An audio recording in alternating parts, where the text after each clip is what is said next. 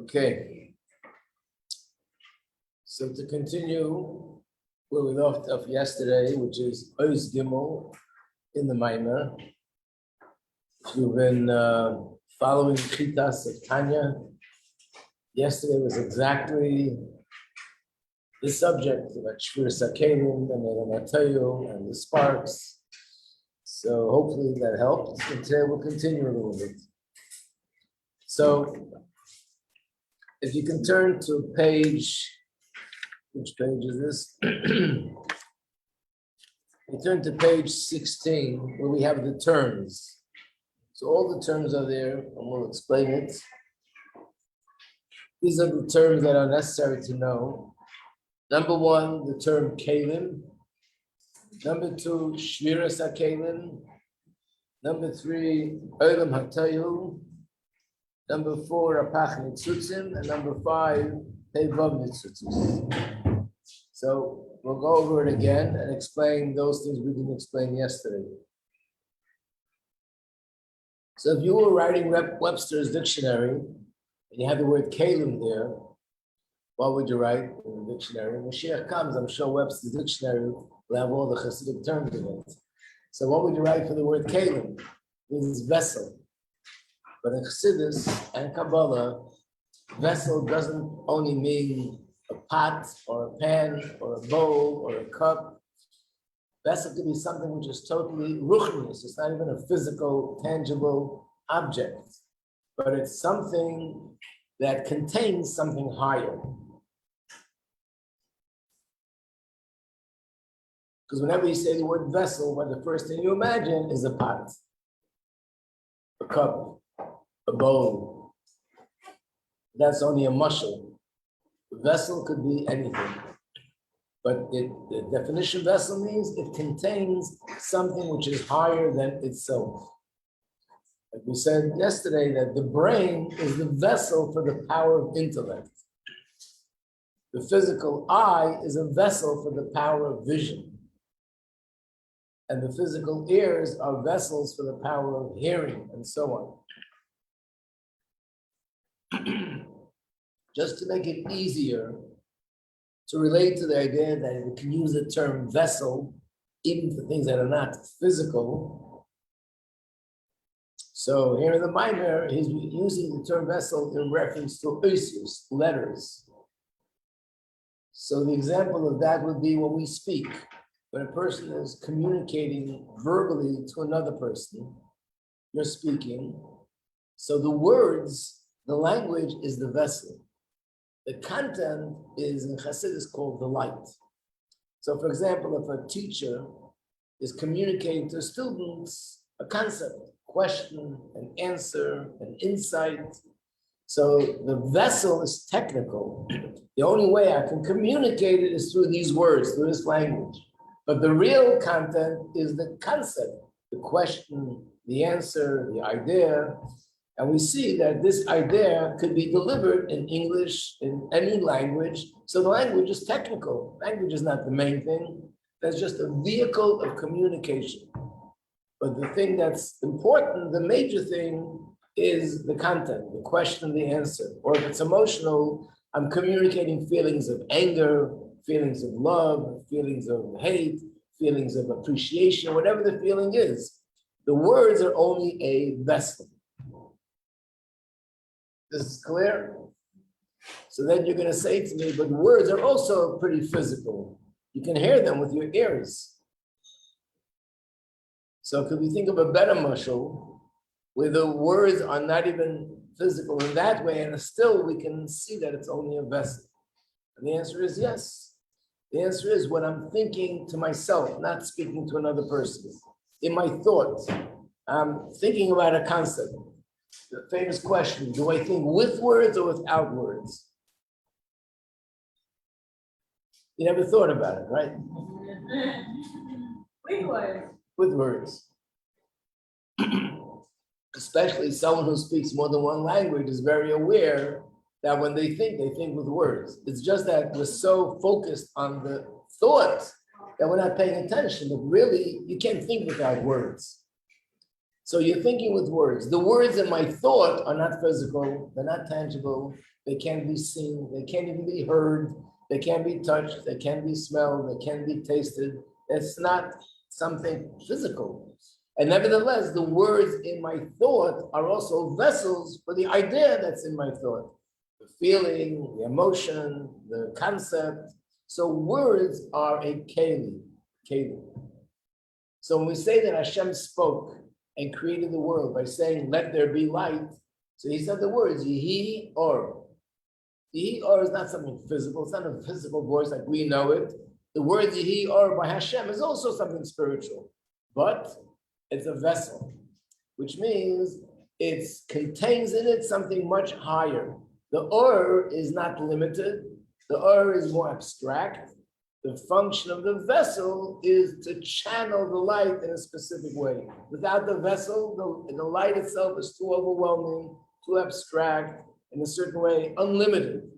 And by putting it into a vessel, we channeling it.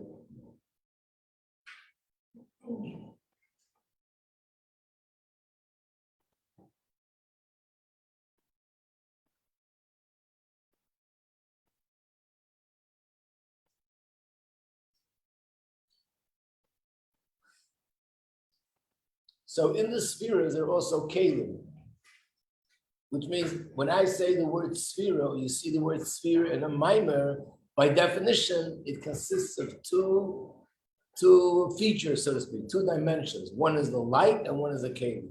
If it says Chochmah, Chesed, Gevura, Tiferes, anything, there are places in Chassidus, it doesn't go into the details, but a sphere consists, just like a person consists of a body and a soul, and even things that are plants have a body and a soul. The body is the physical plant, and the soul is this life force that makes it grow. Even an animal has a body and a soul.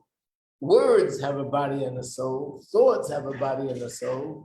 The spheres also have, we'll call it a body and a soul, but we don't use the word body. It's not a body. It's a keli and an vessel and a light.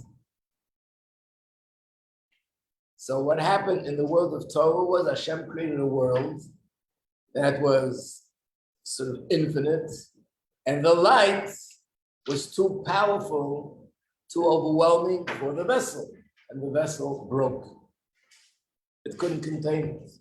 So the light returned to its source, which is even higher than the world of Tohu, and the vessel fell. Again, it's a figurative way of speaking, but it means that the sparks of this vessel came down to the physical world, like I said yesterday, and that's invested in everything physical in this world. And when we do mitzvahs within Torah, we're re-elevating it, we're reconnecting it to its original source, and we're putting the pieces together. And we've been working on this for about 5,782 years. It's a very big jigsaw puzzle. It takes a long time to put together. So we explained number one, we explained number two. The world where this happened is number three, Mah Tovu. It's called the world of chaos. Now the next term is Rapach Nitzutzu, which means when it fell, it's like saying when the dishes broke, they broke into many pieces. How many pieces? 288 pieces. Soon explain what that means. So there are 288 sparks in the world that have to be re-elevated and reconnected to its source. When the Yidden were in Mitzrayim, spiritually, what they were accomplishing was they were elevating these sparks. And they succeeded.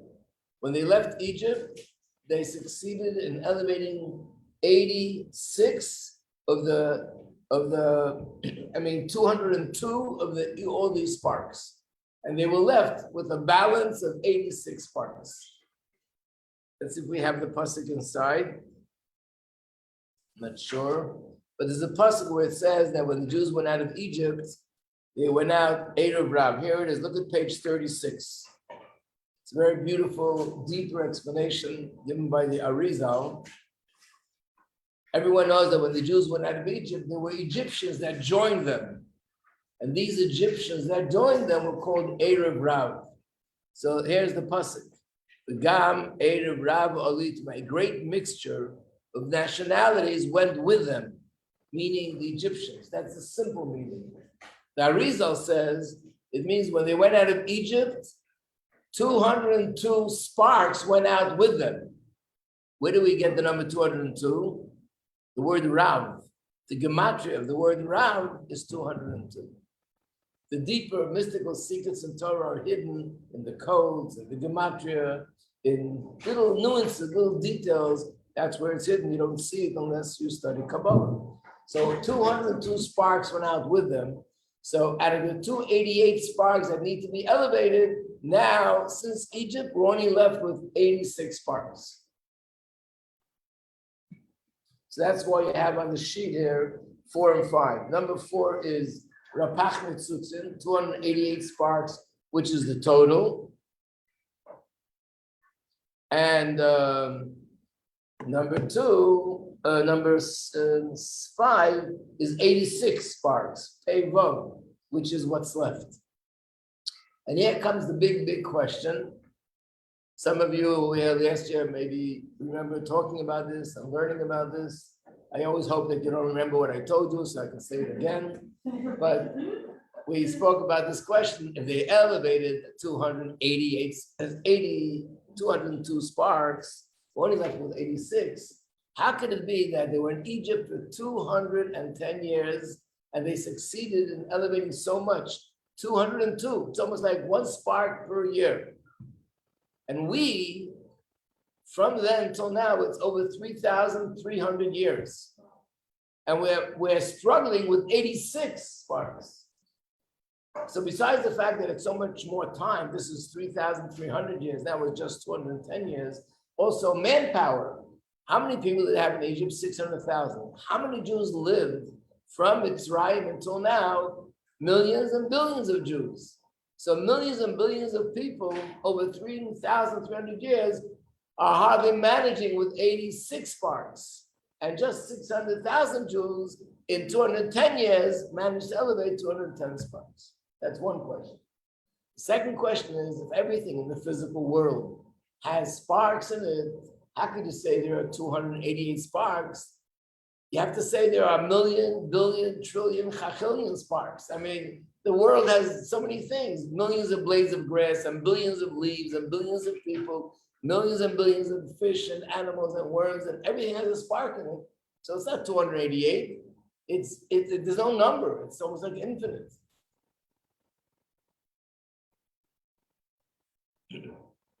And another question. What happens with those sparks that are in places that people don't even go there? I guarantee you there's certain spots in the Atlantic Ocean that nobody was ever there to make a bracha on the water. You know how deep the Atlantic Ocean is? Neither do I. I think the deepest place in the Atlantic Ocean is 6 miles. 6 miles of water in the depth of the ocean. How does that ever get elevated? When we take a cup of water and make a bracha, and it gets elevated. But the Atlantic Ocean, the Pacific Ocean, the jungles, the forests, all these places, how do all these sparks get elevated? Maybe all stuff was there. So how do they get elevated? Because they see the work there. Everything was there. Where? In Egypt? In Egypt. Okay. I mean, but they didn't get to the ocean. They were in Egypt.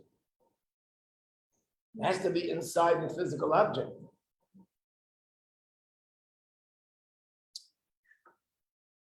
Anyone remember the answer? In the words. In the scales. No? You have to explain that. It's very mystical what you just said. Yes, Rafa.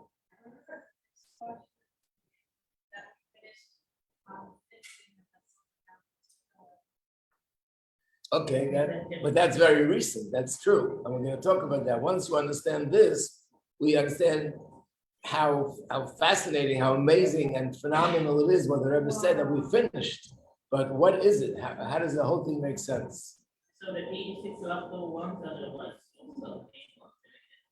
That's right. That's the answer. Okay. I am happy to hear that you remember what I said. Yeah. I'll take it back. So we explained it like this. I mean, not we explained it. It's the way he explained in Chassidus. The Rebbe explains it this way, that just like everything else, there's the source, and then there are the branches and the details that come from the source.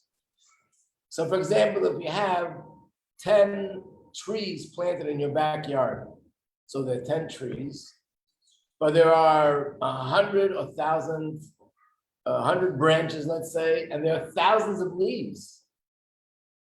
If somebody would walk over and chop down one of the trees, they only chop down one tree, but at the same time, they also chop down a few hundred branches and a few thousand leaves with it.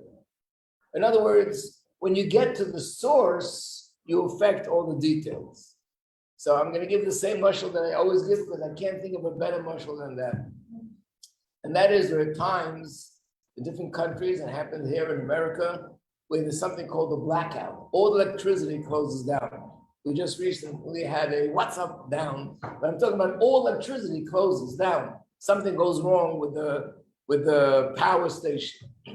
So I'm specifically thinking of something that happened about 18, 19 years ago, that there was a blackout. It was a Friday afternoon, Erev Shabbos, where everybody just finished cooking their kugel and putting all the beautiful food into the refrigerator. And suddenly all the lights went out, all the refrigerators went dead, and there's no light, there's nothing. Friday afternoon in a hot summer day.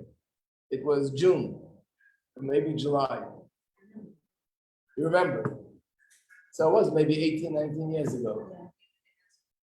And I remember hearing on the radio that 55 million people lost electricity, and they lost it both in America and in Canada, because what went wrong was something in Niagara Falls. Okay. And then next 2-3 days, everyone got back to electricity, and they were announcing in the middle of the day, today, 10,000 people over here got electricity. Today, 1 million people here got electricity. Today, 10 million people there got electricity. Slowly, everybody got it back. How did they get it back? They fixed whatever was broken. Try to imagine that the only way you can restore the electricity is that you have to go to every single person's house, and you have to fix something by every single person's light and plugs in the walls and the electricity box, and then it'll be okay. You can't just fix Niagara Falls. You have to go to every single person's house and fix something, even if it takes you 5 minutes. How long do you think it would take? 55 million customers. By the way, a customer could be a factory that's 10 floors and 300 rooms. So you're talking about millions and millions and millions. How long would it take to do something like that? Would it take 2 days? No. Take much longer. And how many people would you need to do the job? Millions. To reach every single, let's say they come to this building, have to go to the basement, the first floor, the second floor, the third floor, find every outlet, everything that's electrical, go to the electrical boxes, tighten the screw, and then goodbye. But that's one building. Then the whole block, and then all the blocks in New York, and 55 million, it would take thousands and thousands of people and thousands of hours to get it done. So why did it happen so quickly? Because what they fixed was the source. And once the source was fixed, everything else automatically, in 1 second, 10,000 people got light, 10 million people got light, because they fixed something in the source. So the same is with the nitzutzos. There's the source of the nitzutz, and there are the branches, the extension of the nitzutz. When it says there are 288 sparks, it means there are 288 groups of sparks, categories of sparks. But details, there are millions and billions and trillions and infinite details of spark. Every ounce, every iota of water, sand, and trees, everything in the world has a spark in it. But in Mitzrayim, they were able to elevate and reach and access the source of the spark. So when they reached the source, they were able to affect the sparks all over the world, wherever they were. 202 of those sparks. After Mitzrayim, we need to elevate more details, not every detail, but more detail. And if you have to do more details, you need more people and you need more time. And in fact, that's why you didn't travel. First, there was a time Jews were in Spain. There were times when Jews were in France. There were times when Jews were in Babylon, in different countries, different places. Where did they go? Hashem led them to the place where the sparks were, the general sparks that they needed to reach, elevate, and through that, they reached the whole world. So the water in Atlantic Ocean could be connected to the water in this cup. And when I make the bracha on the water in this cup, it affects the water in the Atlantic Ocean. Or maybe today people are flying with airplanes over the ocean when they make a bracha as they're flying over Atlantic Ocean. The water. I'm not sure. I can't reveal everything in this one day, but there's a whole network of how this works. So this is the answer. And that's why we'll go into this when we get to the class on Mashiach and Gula. What the Rebbe said, the Rebbe kept saying how we're ready for Mashiach. The Rebbe said something which can only be pronounced someone who knows what's going on spiritually, that we finished elevating the 86 sparks. And therefore, we're ready for Mashiach. The vessel has been reconstructed. So now what? We'll do that in the Mashiach class. Now we go back to the Mamar. Hopefully, before we finish, Mashiach will be here and everything will be understood. Okay. So let's read these words in the Mamar now. Now, hopefully, it'll make more sense to you.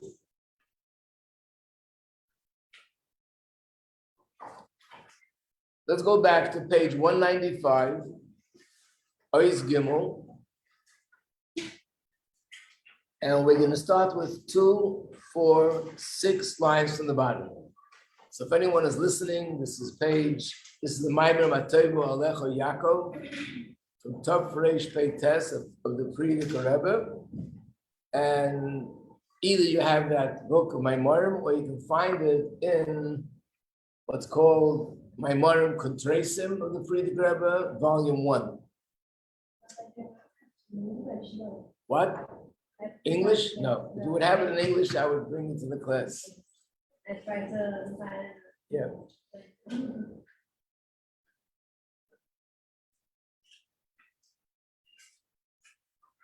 In the middle of the line, so it's the line that starts with the word mispar. Again, 2, 4, 6 lines from the bottom. And we're starting with Vihine. Vihine. Sabus Elumas Bria Yitzira Asiya, the creation of all the worlds, Bria Yitzira Asiya, Umeshfiras Akelim the Tohu. It's a result of the vessels that broke in the world of Tohu, and they fell. And as they fell, it evolved into one world called Bria, and then a lower world called Yitzira, and then a lower world called Asiya, and Oisius the Tohu and Spardu. And these are the vessels of Tohu, which are also called Oisius, letters, because they're compared to letters. And the Spardu, they came apart. So it's like a vessel that comes apart. Whatever's in the vessel falls out. If there's wine, if there's water, if there's oil, once the vessel breaks, everything leaks out. So once the vessel's broke, everything is gone. In fact, you can see the same with letters. Imagine you have a word, and the word spells bias. And then you take and you erase the 1 letter, 2 letters, you're left with 1 letter, it no longer has the meaning that it had before.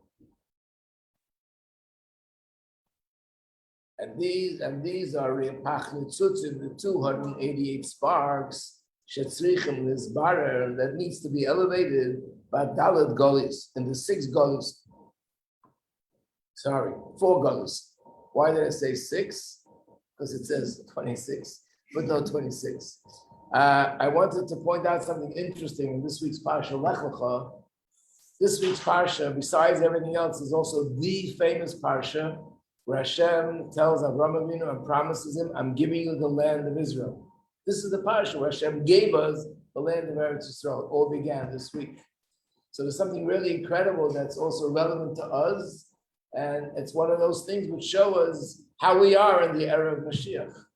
It says in the Parsha, could it be it's today's Chitas, that Avraham Avinu, yeah, I'll take a look, if you don't mind. Thank you. So it's in Parshas Lech Lecha, and it is, you can always look it up later. Yes, it's today's Chitas, where Hashem made the covenant with Avraham and said that I'm giving you Eretz Yisrael. But look at, you'll take a look later, it's chapter 15, Pasuk 12. The sun set, and a very deep sleep fell on Avraham Avinu, and there was fear or dread, darkness, a big darkness fell on him. That's what it says. Fear, darkness, a big darkness that fell on him. So Mefarshim, even including Rashi, all Mefarshim and the Russians say, what he saw was the Golus, that in the future the Jewish people will be suffering in Golus. And these four terms, which is fear or dread, great darkness is two, fell on him, is the four countries, four nations that are going to keep us in Golus, the four sort of outstanding nations. Who are they? So who are the four nations? There are different interpretations. But one of them is in the Chumash. There's a Targum called Targum Yonasan ben Uziel that he explains the Chumash, and he says that the first one is Babylon. The Jews were in Golus in Babylon. The second one is when the Jews were in Golus in the time of Madai, which is time between the first and second Beis Hamikdash.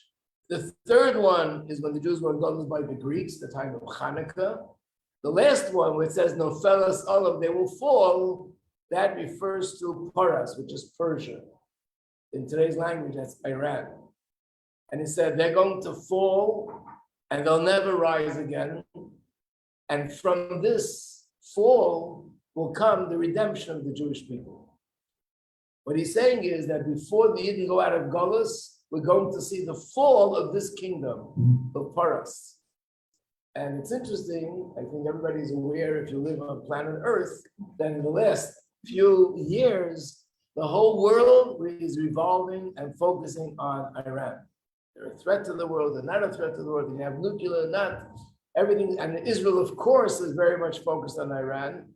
And Iran. I mean, I don't expect someone from Choliyadis to know what's happening out there in the world, but No, I know that Iran is the real. I wasn't sure. No, because did you say Iraq 2 minutes ago? I didn't say Iraq 2 minutes ago. No. Iraq is Babel. Oh. Iran is Persia, ancient Persia, and that's, in other words, the geographic spots, we're not sure where the line is. But generally speaking, the nation of Iran, that's Persia, and that's actually where Mordechai and Esther are buried, in Persia, in Iran. And Iraq, that's Babel, that's Babylon.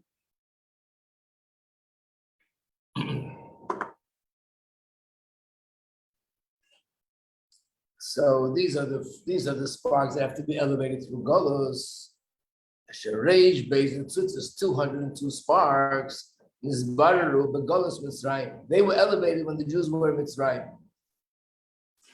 Kamesha Kosev, as it says, this is the pasuk that I showed you. The Gam Erev Rav Ola Itam, a multitude of people went with them. The word Rav is there's a quotation there to show that we mean the gematria, 202. How much are we left with? Pei of Nitzutzis, 86 sparks. And 86 is the gematria Hateva, the word Hateva. What's the connection between that and the word Hateva? Because these 86 sparks are hidden. And our mission is to reveal the spark of godliness in it. So, for example, if I have a desk, like this desk, I could use it in a way that's going to serve Hashem. I could use it in a way that it's going to serve nothing, or it's going to do the opposite of serving Hashem. Can be used as a desk to do something negative. So therefore, nature, everything that's natural, in essence, it hides godliness. And depending on how I use it and how I approach it, that will determine whether I elevate the spark or I'm burying the spark even more.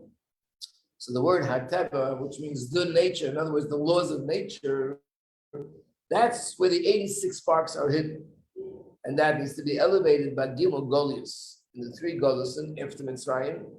So Mitzrayim took care of 202, and the rest they need for the 86. But the main avoid is the Golas Achron and the final Golas. The final Golas began when the second base was destroyed, and this is considered Golas Eden, the Golas of Eden, which is Rome. In a certain way, this Golas is much more difficult than even the Golas before. So now he's going to explain how it is that Teva, nature, conceals, and what we need to do. In Teva, the word Teva, which means nature, but it has other translations, and they all interconnect. The definition of the word Teva means tzlila and shkia, which means something which is invested, something which is deep inside something else. Kamei. Oh, it doesn't bring the pasuk? Yeah, I'll bring the pasuk soon. Like when the Jews were, when the Israel went out of Mitzrayim, and it says the Egyptians, they were in the Yamsuf, it says Tubu Yamsuf, they drowned in the water, which means they were invested in the water. That's one. Tabas. Teva has the same letters as the Hebrew word tabas, which means a ring. Page 196, a ring, yeah. If you notice, if you pay attention, you see Teva is Tes, Beis, Ayin, and Tabas is also Tes, Beis, Ayin. Those are the root letters of the word ring. So what's the connection to nature?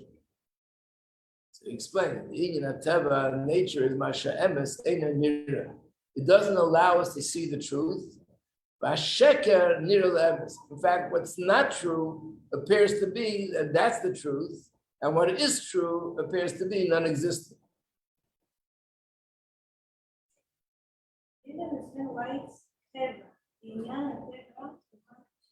Basically, he's saying the word Teva has 3 translations. Teva means nature, Teva means to be invested, and Teva means a circle, like a ring. So he's going to explain how they're all 3 connected. So first of all, what is nature? So he says nature conceals the truth. In other words, if a person is sick, chas v'shalom, they go to a doctor, he gives them medication. Now imagine what's happening today. Someone, chas v'shalom, has the virus. They do whatever needs to be done, and a few days later they're feeling better and they're healed. They go outside. Who healed you? How did you get better? Well, the answer is, I took this medicine, I took the infusion, I took the vitamins that helped me. No, it's not true. That's false. The reason was that Hashem wanted you to be healthy and well, so that's how it happened. How did Hashem give you that bracha? Through the vitamins, through the infusion, through whatever you did to be healthy. The person has a business and a customer walks in and you do a good deal with them and you make a lot of money. You say, well, that was a coincidence. They walked into my store because you know why? To have a very good sign outside that's attractive. So he wanted to come in and we spoke. I did a lot of advertisement. That's how I got my customers. Baba Mises. The reason why you got it is because Hashem wanted you to get it. Just recently, today when someone finds something nice, they put it on what do they call it? Goes viral. They send it all over the world.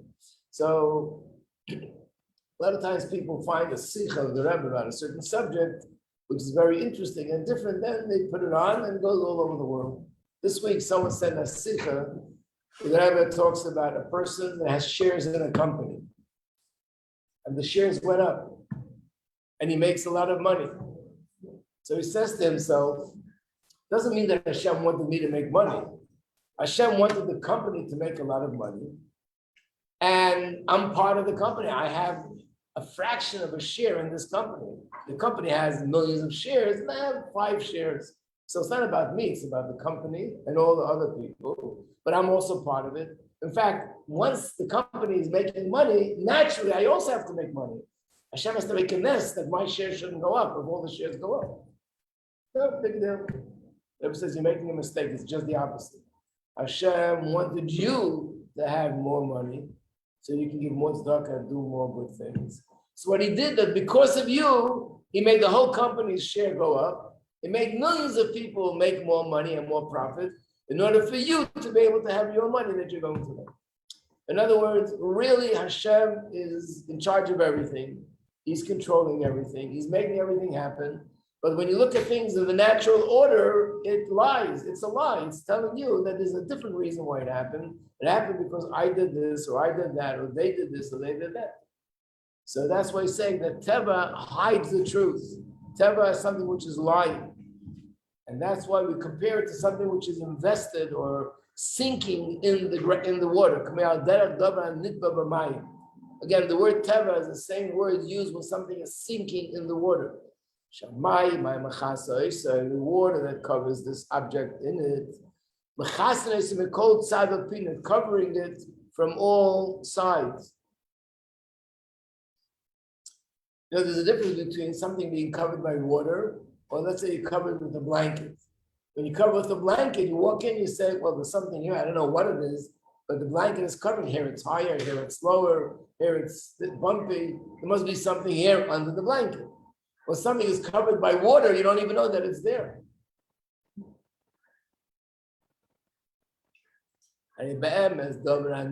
This thing which is in the water, sunk on the bottom of the ocean, the bottom of the lake, it's there. There's no difference between this object when it's in the water, out of the water. It's exactly perfectly the same.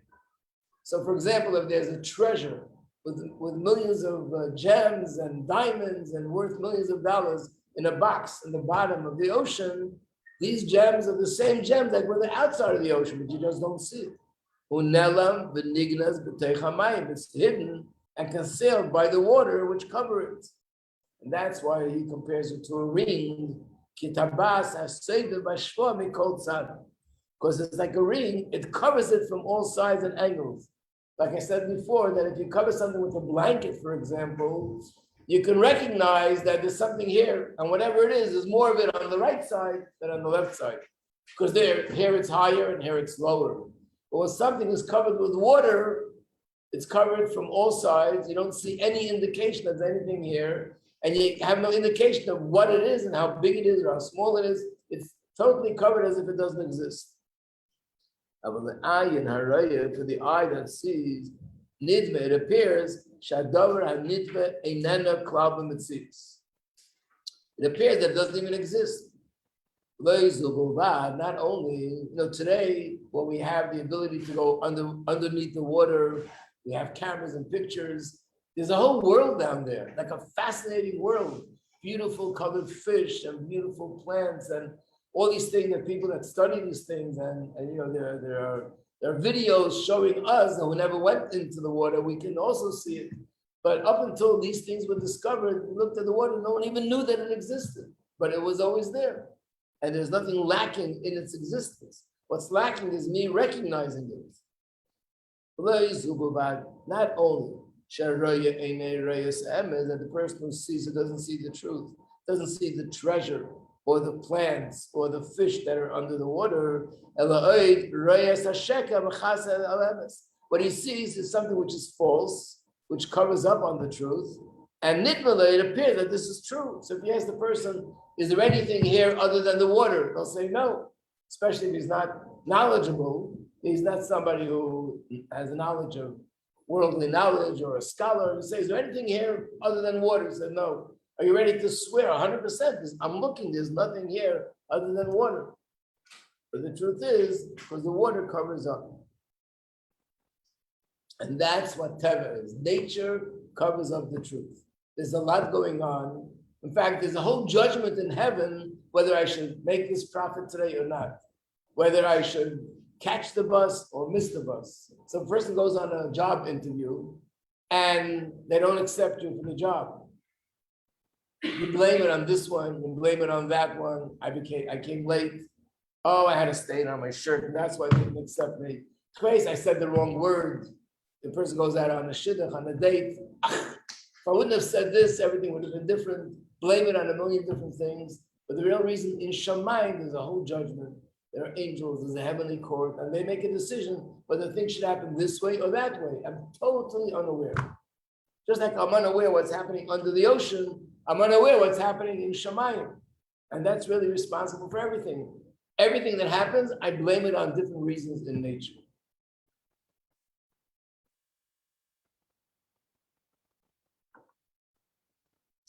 I mean, there's a story in the Medrash, that's such a pleasant, but it's a story in the Medrash, that the angel that was appointed by Hashem to take away the lives of people said to Hashem, what are you giving me this job for? Everybody's going to hate me. Hashem said, don't worry. When something happens, they're not going to blame it on you. They'll blame it on the food they ate, they'll blame it on the weather, they'll blame it on something else that happened, and not blame you. And that's what happens. There's this reason, that reason. The real reason is it's a heavenly reason and something going on a higher plane. And that's why in halacha, if something is, God forbid, not in order, is a plague like there is today, or something else, according to halacha, we're supposed to be davening, fasting, giving tzedakah, because we know that really the real reason for the things that are happening is from Shemayim. But teva, nature covers up on this. In fact, I would say the strongest thing in the world that conceals godliness is nature, the order of nature. And only when things go out of order, that's when you see Hashem. Something happens that can't be explained in the order of nature. I don't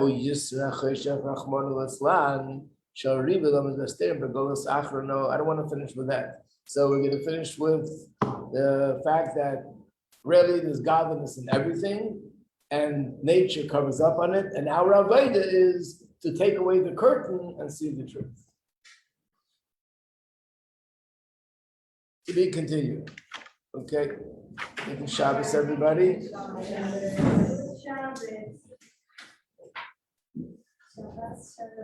Shabbat shalom.